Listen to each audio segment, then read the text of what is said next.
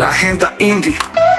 Y nuestra segunda invitada de la noche va a cerrar la noche, una directora de cine y guionista también de la película de la que vamos a hablar.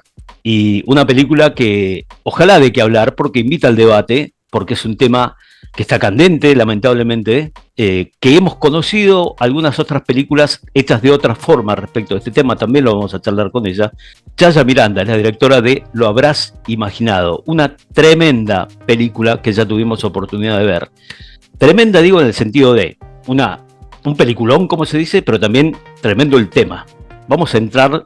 Primero vamos a saludarla, Chaya. ¿Cómo estás, Chaya? Buenas noches, bienvenida. Hola, ¿cómo estás? Gracias por la nota, por la conversa, por querer conversar de la peli, ya es un montón para mí. Hace mucho, uno que está acostumbrado a ver obras de teatro, películas, hace mucho que no veo una película tan impactante, quizá porque también el tema es impactante, y creo que no hay nadie que se quede ajeno cuando se habla de la trata de menores. Digo porque en estos últimos tiempos hemos conocido casos que nos han llevado a preguntarnos qué está pasando, porque hay un mundo de adultos que están convertidos en demonios y que violentan a la niñez, pero no solamente en Argentina, ¿no? Supongo habrás visto Sonidos de Libertad y otras películas que se pueden hacer. Y quiero saber qué te motivó a hacer esta película. ¿Dónde parte la idea? Parte de varios lugares. Por un lado, parte de viste que cuando te hacen muchas notas hay preguntas que se repiten, pero en tu caso me voy a ir como a la semilla de la semilla. A eso me refiero. Claro, la semilla de la semilla es que yo estaba en un cumpleaños de esos que estás acompañando a alguien a ese cumpleaños, pero que en realidad sabes que pasas un rato y te vas. Y allá en un jardín lejano veo un tío con un niño de 3 años abordando su cuerpo de manera incorrecta, como agarrándolo de la pelvis, como rompiendo una distancia óptima, que para mí es como, no importa qué familiar seas, digo, el cuerpo de un niño es el cuerpo de un niño, hay una forma de tomarlo o no, y el niño que está disponible para jugar con su familia porque está en confianza, hace una gestualidad que marca que hay una distancia óptima que se rompió. Y yo estaba sentada observando en silencio eso y mi cuerpo fue antes que mi cabeza y lo increpé, digamos. Le dije, es incorrecto cómo estás tocando a este niño. Es mi sobrino. Le dije, es un niño. Entonces se generó una situación de mucha tensión porque yo era casi una extraña para ese señor. Y hablé con la madre y le dije, tenés que abrir los ojos, abrirlos en serio, ¿no? De repente fui como la disrupción de esa noche. Por supuesto pasaron 10 minutos y me fui. Pero después de ahí surgió una pregunta que es que dije, ¿cuánta gente que conozco vivió situaciones complejas en reuniones, en lo social? ¿A cuánta gente se le rompió la distancia óptima con un otro? ¿Familiar, no familiar? Y ahí empecé a hacer estadísticas y me encontré con que la mayoría de la sociedad vivió situaciones incómodas que no tienen que ver con el respeto corporal ni con el respeto a la intimidad y a la sexualidad. Porque justamente si fuéramos una sociedad que respeta nuestra intimidad, nuestros derechos humanos no estarían en riesgo nunca, jamás. No habría forma de vulnerar un derecho humano, porque todo parte de la intimidad. Y esto te lo puedo decir con el diario del lunes, habiendo avanzado en mi carrera, habiendo hecho otros proyectos que tratan de la intimidad, digo, y habiéndome formado en sexualidad también. Creo que hay algo del derecho de un cuerpo y del poder de un niño que es la fundación de una sociedad. Totalmente. Por eso es tan abusado y vapuleado el cuerpo de un niño, porque un ser humano roto, un ser humano precarizado en su autoestima es manejable. Ahora, un ser humano íntegro, cuidado, empoderado, sí o sí va a construir otro tipo de sociedad, ¿no? Entonces creo que empecé a hacer una estadística, me di cuenta que había un montón de personas que habían vivido situaciones, pero no solo con la familia, más allá de que me encontré con estadísticas con que el 80% de los abusos son intrafamiliares, y eso es un número horroroso que habla de la naturalización del cuerpo de los niños y de una situación de permiso a invadir esa corporabilidad. También creo que hay algo muy, muy, muy fuerte que tiene que ver con una naturalización como social, ¿no? Humana, como que hay un cuerpo que se puede tomar, hay otro cuerpo que se puede tomar. Entonces eso me llevó a investigar, a meterme en el Congreso contra las Mafias en Argentina, que me abrió las puertas Nico Fedor-Sulzik, que era la mano derecha de Pino Solanas y fue el editor de la peli, un tipo interesantísimo del mundo del cine, con un laburo social enorme, y es un gran amigo además, yo lo quiero mucho. Así que bueno, en ese sentido fui como investigando, me entrevisté con Peloni, fui como, me junté con fundaciones que ayudaban a niños y me encontré con casos de la historia argentina, de gente que supuestamente era solidaria y en realidad tenía una red de pedofilia detrás. Digo, después vinieron los casos internacionales, que por ahí hay muchos en boga, los casos nacionales, digo, después vinieron los datos, ¿no? El trabajo de dato duro que todo guionista, todo autor tiene que hacer para escribir sobre cualquier tema. Digo, tenemos que primero ir a las fuentes para que luego la creatividad... Es una tarea periodística casi, ¿no? Es una tarea periodística, es tarea periodística, no casi. Mira, el guionista es un periodista, el guionista es un periodista, y a mí eso me encanta como tarea, porque como guionista tenés que tener algo que no hay forma de que tengas de otra manera, tiene que ser innato, que es la curiosidad. ¿Viste? Te tienen que dar ganas de saber no sé, de cómo se descompone un cuerpo, viste, en tal circunstancia. De qué pasa con tal sustancia en el intestino. No sé, cualquier cosa. Chaya, yo me quedo impactado con una frase que fue la respuesta de esta persona, es mi sobrino. Y yo digo, wow, qué visión tan diferente a la de uno, por ejemplo. Yo tengo 3 sobrinos, que ya son adolescentes, ya son grandes, pero en los momentos de niñez, es como que aparte te cambia la visión los sobrinos y los tomás como lo que son. Es una especie de hijos. O sea, son los hijos de tus hermanos y son casi tus hijos. Y por eso también vas a casi emplear el mismo resguardo de todo lo que sea, ¿no? Y de cuidar eso que vos decías, ¿no? Qué diferente, digo, porque yo fui criado de una manera totalmente distinta. No sé si pasa por la crianza. Lo que te quiero decir es, a un sobrino lo cuido como si fuera un hijo. No lo tocaría, o sea, no se me ocurre... Ahora... ¿Sabés qué es lo más grave de esto? Que esa persona que estaba como jugando con los genitales del niño, los estaba como agarrando, ay, ¿qué pasa con esto? ¿No? Estaba jugando así con el niño de 3, 4 años. Esa persona tiene también un cuerpo precarizado, que le hizo creer que esa es una forma de contacto.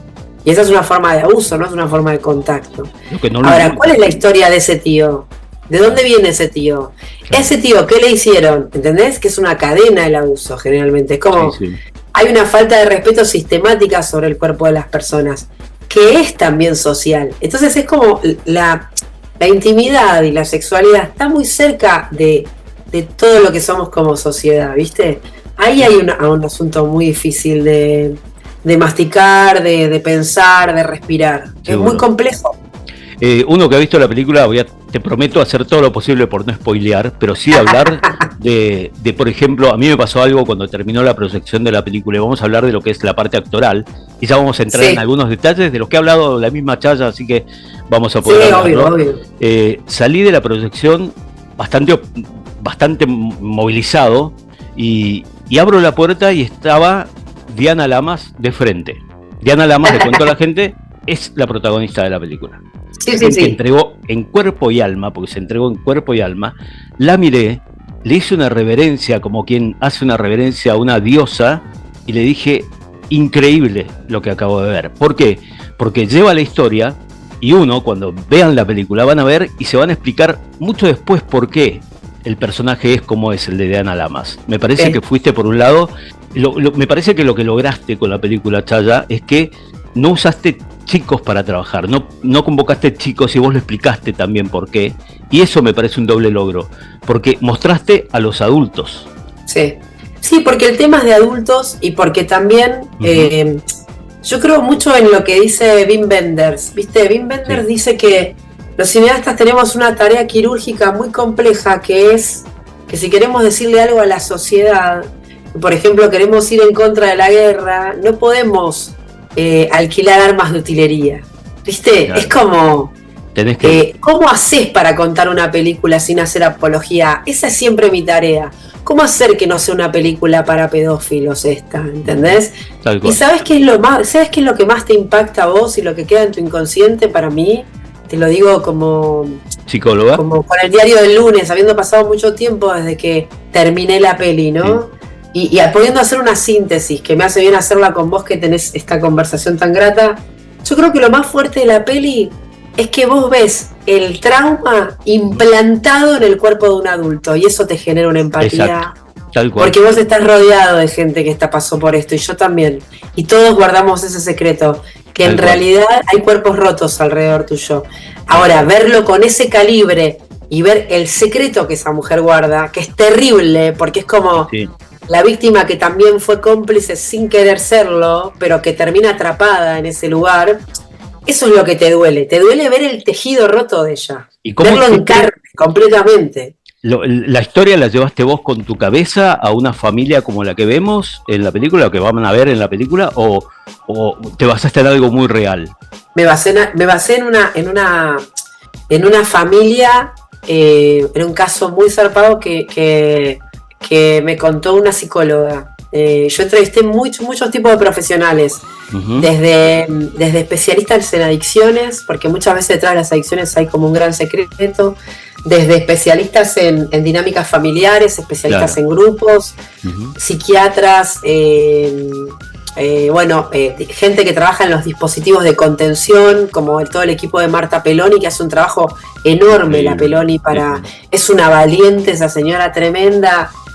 Una tipa esa es una mujer valiente, es una mujer realmente valiente, yo se lo agradezco en los créditos, le agradezco profundamente todo el corazón que me dio, no solo toda la información. Yo creo que en este sentido me parece que hay algo que tiene que ver con ese lugar complejo, ¿viste? Perdón, me olvidé la pregunta. No, te preguntaba, hablábamos de que... se me vino, perdón. Hay un caso, el caso real, de cuánto de real tenía lo que veíamos. Sí, hay un caso muy fuerte de una familia de mucho dinero de Argentina, que el caso, por supuesto no voy a decir el nombre, es anónimo, es una familia más, pero era una familia de la alta sociedad que eran, como si yo te dijera, 6 hijas, las 6 hijas habían sido abusadas por el padre, y las 6 hijas dejaban a sus hijos con el abuelo que había sido su abusador. Por lo tanto, ese abuelo seguiría abusando. ¿Viste? Claro. Ahí y muy religiosos, ¿no? Como una religión muy dogmática. Entonces me sorprendió mucho como la abusada deja al niño y se replica. ¿Por qué? Y ahí empecé a estudiar muchísimo cuál es el mecanismo de la víctima para sobrevivir, que muchas veces se identifica con el victimario para no sentir. Entonces, ahí es esto que te digo, que los abusos se heredan para no recordar. Claro. ¿Entendés? Entonces ahí hay algo re fuerte para pensar, re fuerte. Bueno, a ver, estamos charlando con Chaya Miranda. Ella es la directora y guionista, aparte de, lo habrás imaginado, una película que desde el jueves 14, ya le vamos a decir dónde la van a poder ver, pero que es un thriller. Y acá viene la otra pregunta. Chaya, antes de que escuchemos un poco de música, aunque creo que se cae de maduro, ¿no? Porque es un ambiente que lleva a ser un thriller. No hay otra forma de contarlo. Sí. Da miedo. ¿Da miedo? ¿Decís que da miedo? No, pero digo, te metiste en un thriller decididamente y no en un drama de repente. A pesar de que lo hay, ¿no? No, me parece que un drama es intolerable para este tema. Mira. Me parece que es intolerable. Me parece que termina siendo sádico un drama. Bien. Y me parece que es más importante contarnos como sociedad y abrirnos los ojos y sacarnos las caretas. Qué bien. De que detrás de las patologías intrafamiliares lo que hay son circuitos de poder que son estatales también. ¿Entendés? Que son formas de gobernar una sociedad. Cuando aparecen las frases como ni la tierra ni el cuerpo de las mujeres son territorios de conquista, lo que está enlazando es eso, ¿viste? Es como tal cual.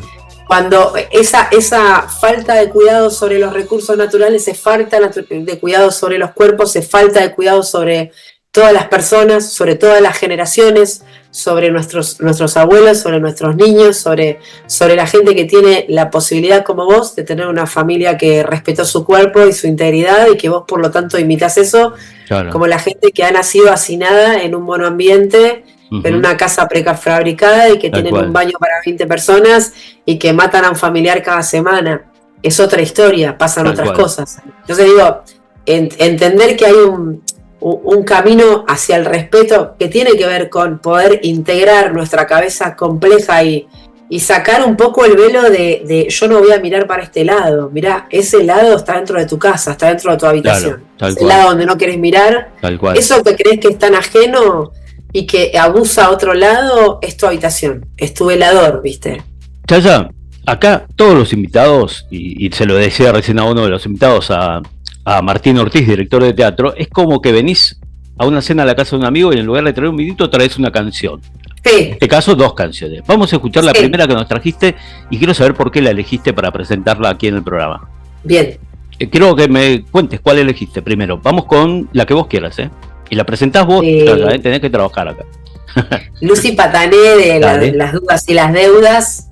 Lucy Patané, primero me parece una música tremenda, es una violera tremenda, es una productora tremenda, se produce a sí misma, tiene un concepto musical muy especial, muy profundo, me parece una artista tremenda, más allá de que hay temas de ella que preexistentes que están incluidos en proyectos que van a venir después míos, que ya están en postproducción y terminándose, y que entonces investigué mucho sus últimos discos porque estaba buscando cómo integrarla en algunas cosas. Su calidad sonora, su calidad musical, su calidad de composición, su rock de mujer, su rock punky de mujer, me gusta mucho, me gusta, me lo pongo muchas veces, en el auto escucho mucho Lucy Patané, es como... ¿Y el tema que elegiste? Y las dudas y las dudas me parece, me levanta, me da adrenalina, me encanta manejar con ese tema, me hace viajar, ¿viste? Me parece como... Es un tema que me pongo mucho en la ruta. A mí me gusta mucho manejar, soy medio tuerca en el sentido de que me gustan mucho los autos también. Y me gusta mucho como, no los autos tipo Colapinto, ¿no? Digo, sino que me gusta manejar, me gusta, claro.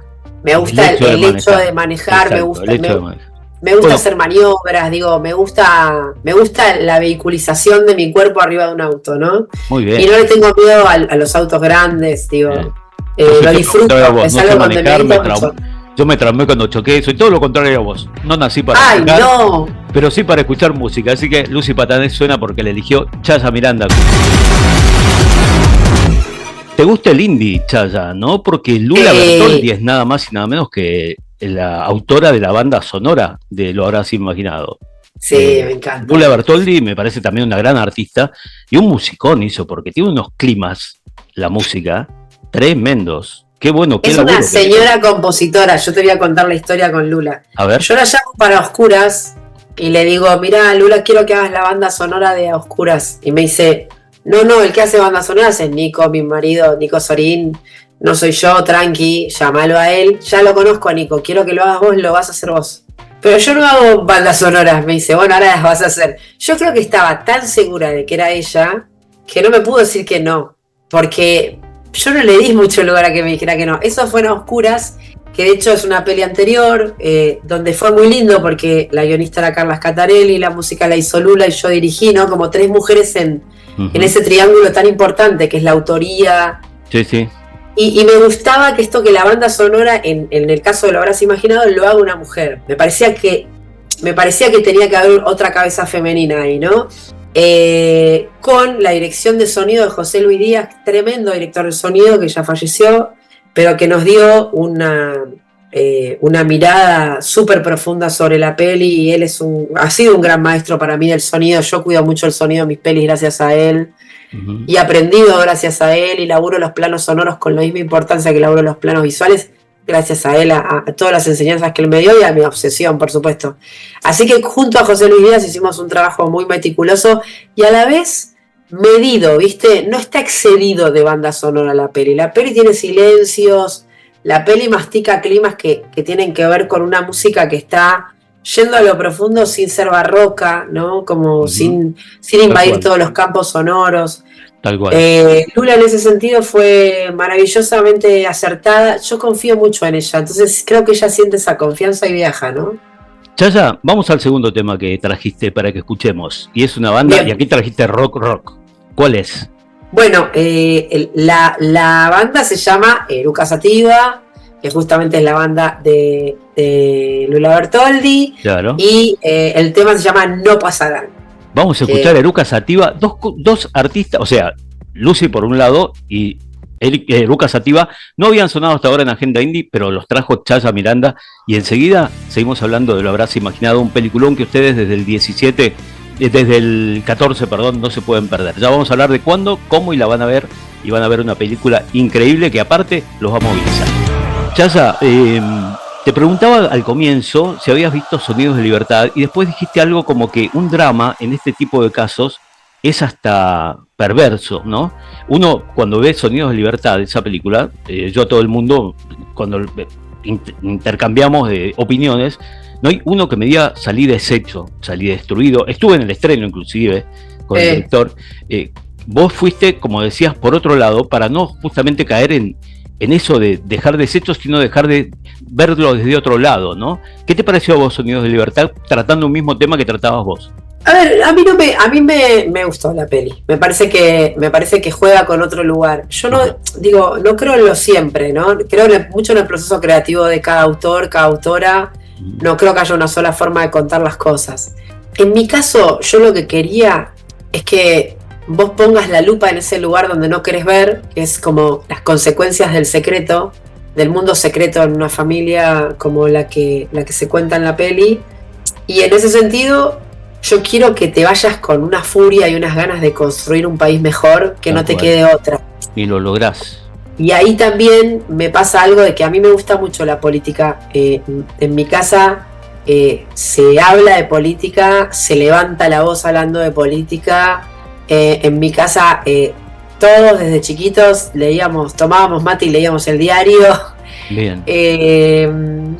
Me parece que hay algo del meter la voz y ojo, pensamos diferente, no pensamos todos igual, no somos de la misma línea política. Yo te quiero decir algo que a mí me pasó, es que efectivamente vos lo que decís es que el objetivo está logrado, te dije yo, y me llamó la atención de que sea una investigación, y lo tomé como a ver, a lo mejor me equivoqué en mi visión, pero digo que la investigación que se ve en la película es paraestatal, no es el Estado movilizando recursos para luchar contra la trata.